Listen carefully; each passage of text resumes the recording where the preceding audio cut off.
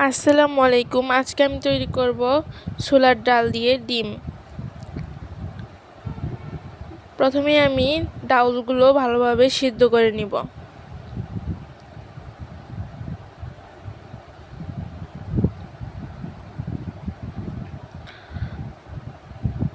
এখন আমি আপনাদের দেখিয়ে দিচ্ছি ডাউলটুকু কতটুকু সিদ্ধ হয়েছে।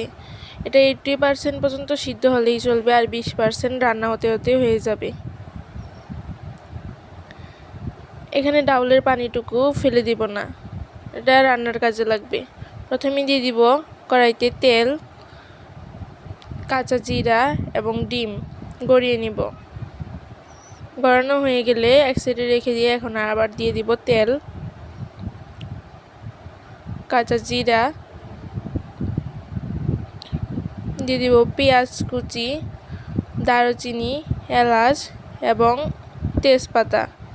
এখন দিয়ে দেবো কাঁচামরিচ কুচি,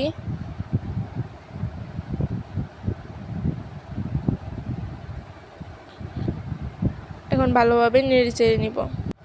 এখন দিয়ে দিব আদা বাটা, জিরা বাটা, এখন ভালোভাবে নেড়ে চেড়ে নিব। একটু কষে আসলে দিয়ে দেব হলুদ গুঁড়ো, মরিচের গুঁড়ো, ধনিয়া গুঁড়ো এবং স্বাদ মতো লবণ। এখন ভালোভাবে নেড়ে চেড়ে নিব। মশলাটা কষে আসলে ডাউলের ওই পানিটুকু দিয়ে দিব।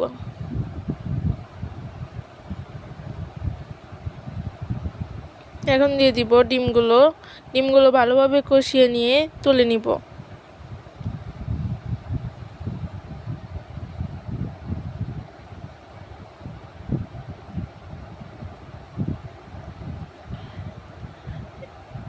এখন আমি দিয়ে দিব ছোলার ডাল। এখন ছোলার ডাল দিয়ে কিছুক্ষণ কষিয়ে নেওয়ার পর ডিমগুলো দিয়ে দিব।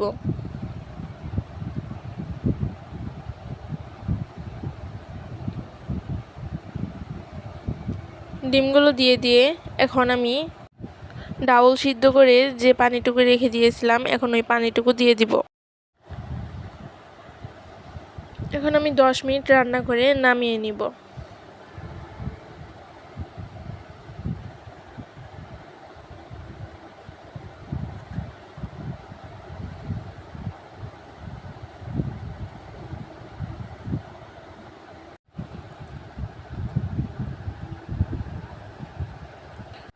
তো আজকে আমার রেসিপিটি এই পর্যন্তই। আপনারা সবাই ভালো থাকবেন এবং আমার চ্যানেলটি সাবস্ক্রাইব করে দিবেন। আল্লাহ হাফেজ।